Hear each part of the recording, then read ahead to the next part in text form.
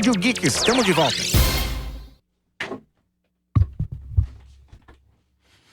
Salve, salve, pessoal! Mais uma edição do programa Ideia de Impacto.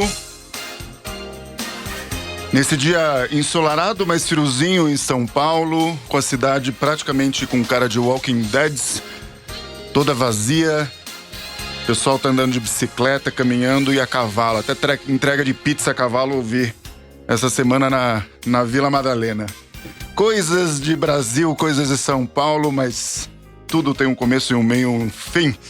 No programa de hoje, nós vamos ter o último programa da série sobre neurobranding. Hora de colocar a mão na massa. A Regina Monge vai compartilhar com a gente dicas bem práticas para você terminar de ouvir o programa e já cair na pista, testando os conhecimentos. Vamos direto falar com a especialista no assunto. Regina, tudo bem com você? Tudo, Antônio Carlos. E você? Tudo jóia? Passou bem o final de semana? Tranquilo. Na Boa praia. tarde a todos os ouvintes. Pior que estou na praia mesmo, mas com trabalho voluntário. Faz muito bem, tá certo. Então, hoje é dia de colocar a mão na massa e passar algumas dicas para o pessoal poder aplicar ainda mais esse conhecimento do neurobranding e o apoio na comunicação e na conexão de memórias aí e de marcas para as pessoas, para as empresas, para os pequenos negócios. Vamos lá? E aí, só para vocês já avisar que a gente vai comentar algumas coisas. Inclusive, eu falei para a Regina que se ela quisesse usar o Ideia de Impacto, algumas coisas como referência de exemplos, tudo tranquilo, porque, como eu falei no programa passado, já andei revisitando algumas coisas. Não tive tempo de fazer, mas andei revisitando algumas coisas diante do conhecimento aí da série de neurobranding. Para quem não teve a oportunidade de assistir os programas, só entrar no canal do YouTube da Ideia de Impacto e da Rádio Geek, que vai estar tudo por lá. Vamos lá, Regina? Vamos lá, pessoal. Então, o importante é assistir, né, de preferência a sequência, até para fazer sentido dos 3 programas anteriores. Claro. Mas eu vou, com a primeira dica de hoje, eu vou falar de uma coisa que é a simplicidade, né? Ou seja, menos é mais. Então, o nosso cérebro, ele precisa de simplicidade para compreender. E aí eu tomei a liberdade, alinhando com o Antônio Carlos, e eu vou pegar um exemplo do próprio Ideia de Impacto. Então, quando nós olhamos os pontos de contato, né, e o que são pontos de contato? O site, as redes sociais, e aí eu vou ler sobre, né, por exemplo, o que é a ideia de impacto. E quando eu leio a descrição do sobre, eu preciso simplificar aquilo. Então, por exemplo, ideia, a gente tem uma noção do que é, impacto mais ainda. Só que, por exemplo, você está usando muito a palavra soluções o tempo todo, muito mais do que ideia. Eu tinha certeza que você ia falar isso. Abstração. E soluções, quando a gente vai pegar, por exemplo, né, o significado, é difícil a gente definir soluções. Então, o nosso cérebro ele não entende soluções. Então, a primeira dica, né, para todo mundo é rever, né, a forma como descreve a empresa, a marca. No caso pro Antônio, a lição de casa dele é para ele reler os textos sobre e, de preferência, simplificar. Ele usa muitos verbos, né, e ele tira as soluções. Vamos focar em ideia, a própria marca, ideia de impacto. Então, tira as soluções de lá, vamos trabalhar a palavra ideia e vamos enxugar um pouco o texto, deixar ele mais simples. Lembrando que simplicidade, menos é mais, é a primeira dica em qualquer comunicação. Maravilha. Então, você tem lição de casa, tá bom? Várias. Bom, a segunda dica, tão relevante quanto, é coerência, ou seja, o meu discurso, né? Então, primeiro, o meu discurso, ele está igual em todos os pontos de contato? Então, aí vai uma segunda lição para o Antônio Carlos, não só para ele rever como ele descreve a ideia de impacto no site, no Facebook, no Instagram e no LinkedIn, que no caso vai mais para a pessoa física dele. Mas os três discursos, vamos falar de site, Facebook, Instagram, o discurso da empresa está diferente. E quando eu trago a imagem, ou seja, um ícone para definir um item ou uma foto, né? Então, no caso do Ideia de Pacto, eu tenho inovar, implementar. Eu preciso ver, esse ícone realmente traduz aquilo? Então, às vezes a gente faz, né, ainda mais em pequenas empresas, pequenos projetos, sem recursos, acaba indo mais pela beleza. Eu acho que esse ícone, esse elemento representa. Mas vamos pesquisar mais um pouquinho e ver se ele tem coerência com aquele texto. Então, a segunda lição para o Antônio Carlos do Ideia de Pacto é a simplicidade e a coerência para ele fazer a lição de casa. E todos nós que temos empresa ou profissionais, vamos deixar o discurso mais simples, mas sempre com coerência. Ô, Regina, Beleza? deixa eu tirar uma dúvida só em relação ao que você está usando a palavra ícone, e aí você está falando especificamente de uso de, por exemplo, de imagens representativas, ou mesmo pode chegar, a gente usa muito na internet os hashtags, que são aquele jogo da velha, né? Quando faz as postagens. Para quem não conhece, isso é uma maneira da gente ligar determinadas palavras-chave que são usadas em diferentes postagens e poder acompanhar isso e digamos, é uma maneira de engajar com pessoas que estão no espaço virtual usando essas hashtags. A hashtag, sim. Mas né? Coerência com o seu negócio. Tá. Agora, o que você está falando do ícone, você está falando do uso da imagem ou de algum símbolo que eu tenho usado e que pode melhorar essa coerência entre a imagem e o conteúdo que eu estou falando. Exatamente. Ok, maravilha. Mas você tocou num ponto importante que é a hashtag. Então, assim, né, vamos pegar. Às vezes, as pessoas colocam muitas hashtags. Então, o interessante é focar nas hashtags que sejam mais relevantes, ou a mensagem que ela quer passar, né, ou, no caso, a marca, a empresa. Com certeza. Porque, né, às vezes não é a quantidade, né? Mas eu preciso ter qualidade desse seguidor, desse post que ele vai engajar. Então, às vezes é melhor eu ter menos pessoas impactadas, mas pessoas realmente que façam sentido, que tenham a ver com aquela mensagem ou com aquela marca, do que eu atrair muita e não faz sentido para a minha marca. Então, assim, menos hashtag também, né? Tenta trabalhar as hashtags mais. Eu tenho uma amiga que em algum momento a gente vai ter a chance de conversar com ela. Ela trabalha com Big Data e com informação de internet e ela falou justamente isso. Não precisa, a hashtag não é um descritivo e não é um texto. A questão é de você escolher as palavras corretas para o que você está comunicando e que dá muito mais efeito do ponto de vista de conexões e mapeamento do próprio mundo digital do que fazer aquelas 382 hashtags que as pessoas normalmente fazem. A gente trabalhou nos programas anteriores, né, a questão da construção de memória. Então, o que acontece? Também não pega a onda de uma hashtag porque ela é moda, porque alguém está dizendo. Então, assim, faz realmente sentido, né? É relevante ao meu negócio, é relevante à minha marca, é relevante, por exemplo, na minha carreira, se eu sou um profissional. Então, assim, mais atento realmente a fortalecer essa coerência, essa memória, essa relevância do que às vezes ir na onda, né? A gente... Menos é mais. Acho que assim, né? Okay. Menos é mais sempre. Ok. Bom, outro ponto, cores, né? Cores aqui eu vou falar no geral, né? Então, assim, importante quando vai criar uma marca, quando vai criar uma mesa, estar atento à paleta de cores, né? Porque as pessoas, elas criam percepções a respeito de cores. Elas têm sentimentos relacionados às cores. E às vezes é comum a gente considera a cor no design, né? Então, a gente tem uma noção de cor no design, mas qual é a emoção que aquela cor remete? Então, vale a pena um estudo aprofundado e definir paleta de cores, né? Cores complementares, enfim, com a marca. E são coisas que acha na internet. Então, assim, se a pessoa não tem recursos para contratar, né, um especialista, contratar uma agência, mas vale a pena ficar atento, tá bom? Eu acho que tem umas dicas de buscar na internet também, tem uma questão de gosto pessoal, que às vezes a gente é o primeiro caminho de uma escolha de uma cor, mas aproveita e usa a sua família, os seus amigos, manda para eles. Eu fiz isso durante o processo da criação da Ideia de Impacto, mas testar isso com os outros e ver quais são os feelings que eles têm, as percepções que eles têm, tanto da cor, quanto do nome, quanto do logo, sem explicar muito. Manda e fala, olha, gosta, não gosta, o que você consegue ler, o que você não consegue ler.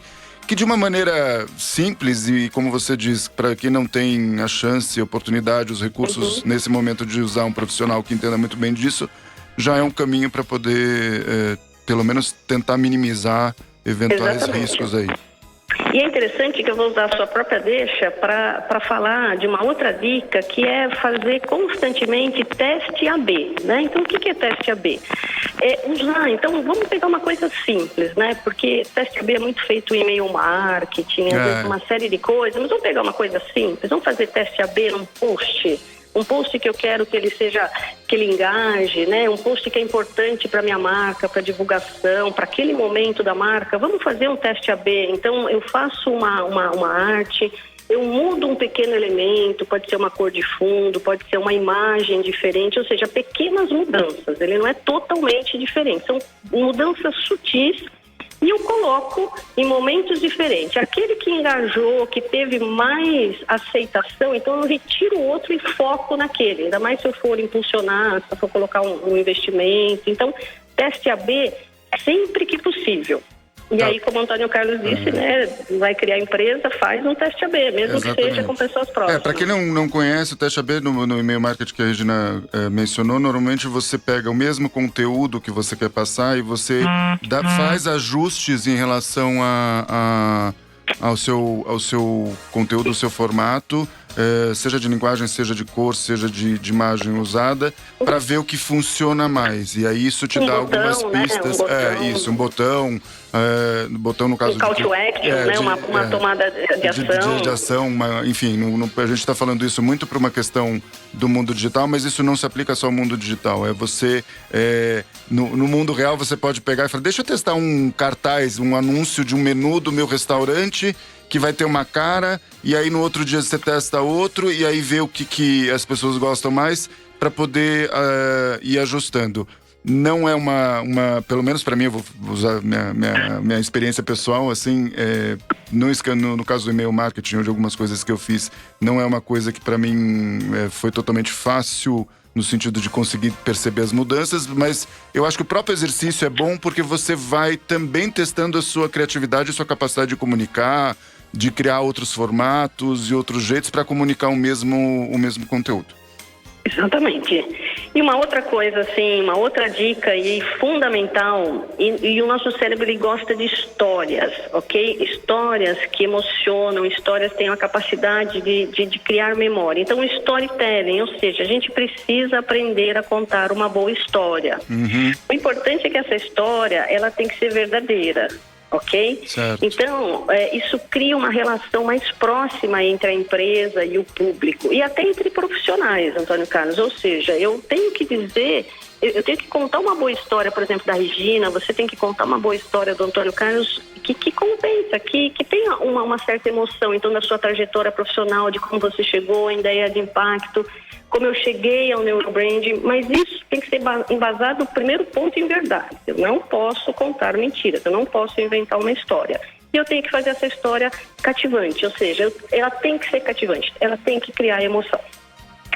Para quem viu os programas, é só para lembrar, a questão da emoção tem uma conexão direta com a capacidade do nosso cérebro de reter ou de memorizar determinadas coisas.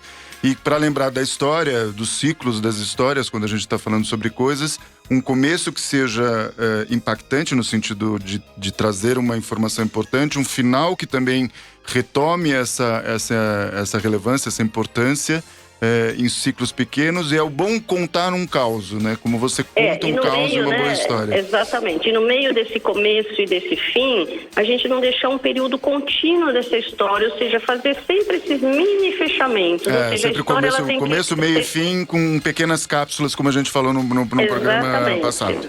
Exatamente. Tá vendo que eu lembro, hein? Não, você já tá ficando no bate-bola, hein? A gente já pode começar a discutir junto, tá ótimo. Um outro ponto, Antônio Carlos, bastante importante é a repetição, né? Então, se eu preciso criar memória de marca, eu preciso repetir aquela informação, eu preciso repetir para que a minha marca existe, Agora, essa repetição, ela não é uma repetição, por exemplo, você fez um post de neuromarketing no programa 1, aí você vê que você fez um post diferente que o programa 2. Mas o conceito principal, nós estamos repetindo a mesma coisa. Nós estamos falando de neurobranding, e aí nós trazemos o subtítulo.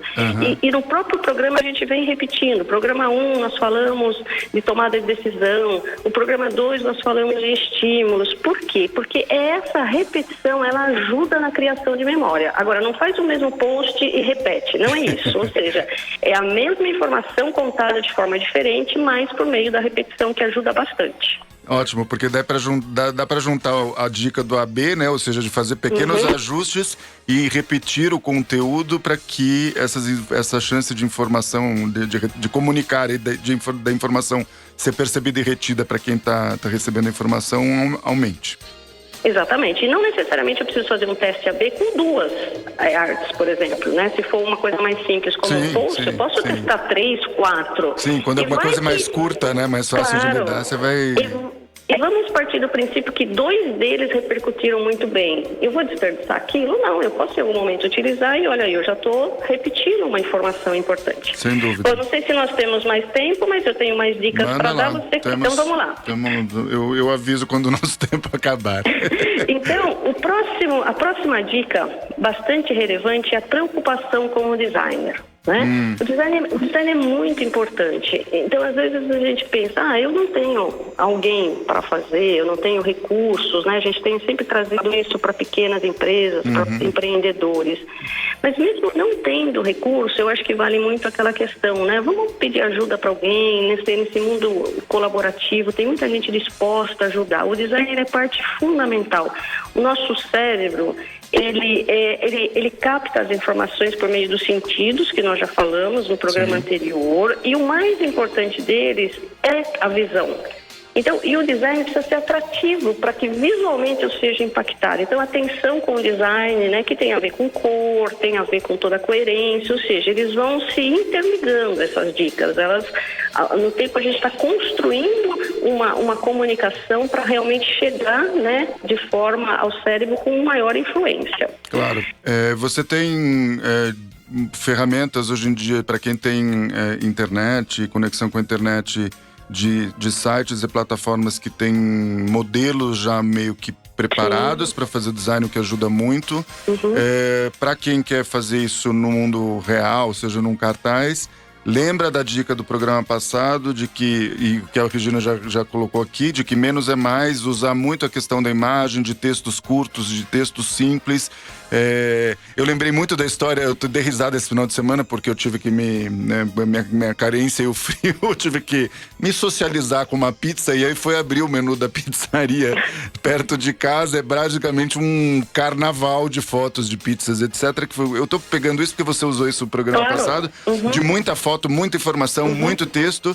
Não precisa, não é o ideal, não funciona, seja mais clean, seja mais simples. Então, a Regina falou, existem grupos hoje na internet que as pessoas fazem trocas de saberes e de competências e de conhecimento. Então, pega uma pessoa que trabalha com design, você oferece uma outra coisa, tenta casar essas coisas, e se eventualmente você não tem isso, vai dar uma pesquisada no Google, vê aí as ferramentas, vê as dicas, tem muita informação para poder ajudar a fazer uma coisa clean, legal, e aí no momento certo, oportuno, com o sucesso do seu negócio aí, em algum momento você pode pegar um bom profissional e contratar para, digamos, dar um upgrade. Mas não é impossível de você tratar desse assunto, principalmente com essas dicas básicas de informação. E a última, Antônio Carlos, que é uma que eu acho fantástica, e também vou pegar o gancho, né, do cardápio da pizzaria, só que vou tirar um pouco a parte da imagem. Vamos colocar nas variações das opções. Então, às vezes a gente pega um cardápio de pizzaria ou de qualquer outras opções e um excesso. Eu tenho lá 60 tipos de pizza. Eu não dou conta. Então, o nosso cérebro, ele quando você oferece muitas opções em excesso a ele, causa uma paralisia. E a gente demora para tomar a decisão, por não saber qual a escolha certa. Então, se eu tenho um produto ou um serviço, não coloca assim muitas opções, menos opções, 3 opções, ou agrupa, e dentro daquele grupo, então você abre, porque o excesso de opções, na realidade, ele nos provoca uma paralisação. E aí nós não sabemos qual é a escolha certa, e entre não saber a escolha certa, eu não tomo a decisão. Eu fiquei bem contente com isso, porque eu tenho uma experiência de serviço de consultoria e é interessante como essa questão da opção se repete ou pode ser aplicada para outros campos, né? Então, assim, vai uma dica da minha experiência. Quando a gente vai falar com o cliente, seja por serviço, por venda de produto, presta atenção no que ele está falando, no que ele está interessado. Você pode ter uma caixa de cosmético com 50 produtos. Vê o que ele está querendo, o que ele está interessado em saber, e aí faz oferta de 2 ou 3. Porque às vezes na ansiedade de vender ou de mostrar o que você tem, você acaba abrindo 300 mil coisas na frente da pessoa, a pessoa fica paralisada e não vai fazer essa decisão. A mesma coisa com relação a qualquer tipo de serviço ou consultoria. Eu já trabalhei com empresas e trabalho hoje em dia eu tenho, enfim, 3 ou 4 aí grandes linhas de serviço, mas eu sempre procuro ouvir o outro e prestar atenção no outro e falar, bom, deixa eu... Ok, entendi. A partir do interesse dele, da demanda dele, oferecer as opções que sejam 3 ou 4 em cima dessa demanda. O que traz também uma outra dica que a Regina já compartilhou, que é a informação, a conexão tem que fazer sentido, tem que ser relevante para outra pessoa que você está trabalhando. Então você aprender também a ouvir o que a pessoa quer te ajuda não só a apresentar essas 3 opções que fazem sentido, mas apresentar coisas que façam sentido para aquela pessoa e não você jogar tudo na frente dela, que aí ela vai, como eu dizia um amigo meu... Ela vai paralisar, né? Vai parecer uma galinha da Angola louca, bêbada no meio do caminho. E ela não vai tomar a decisão que é o mais importante para nós, né? Exatamente. Maravilha. Bom, é isso que eu trouxe de dicas. E estou aberta aqui também para se você quiser colocar mais alguma situação.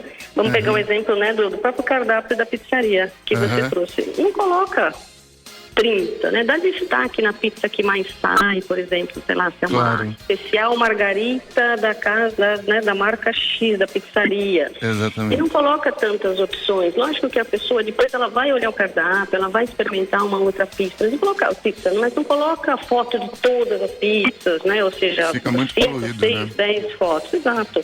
Então, se você vê as dicas, a simplicidade, a coerência, o uso de cores, o teste AB, o storytelling, a repetição, o design e de poucas opções, lógico que existe uma infinidade, mas eu trouxe essas 8 para hoje para já ajudar o pequeno empresário, o empreendedor e até pessoas físicas. Perfeito, Regina. Bom, como sempre, a gente vai deixar os links do material do programa. Tem um manual, enfim, uma produção da Regina sobre neurobranding para ter uma noção do que é e um início, enfim, da informação. Os links todos para acessar esse material. Os links dos programas na sequência. A gente está terminando a primeira série sobre neurobranding com a Regina, dividindo isso. Isso vai estar nos canais da Ideia de Impacto.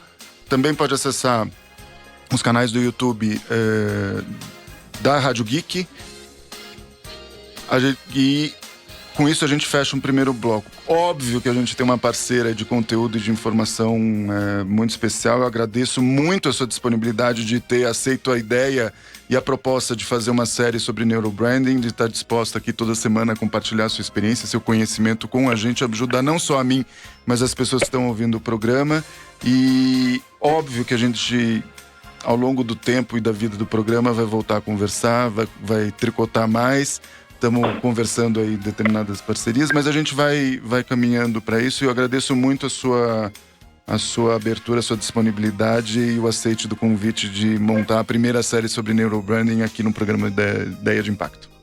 Eu que agradeço, né? E neurobranding é algo que vem para impactar, né? Então não tinha como não aceitar esse convite.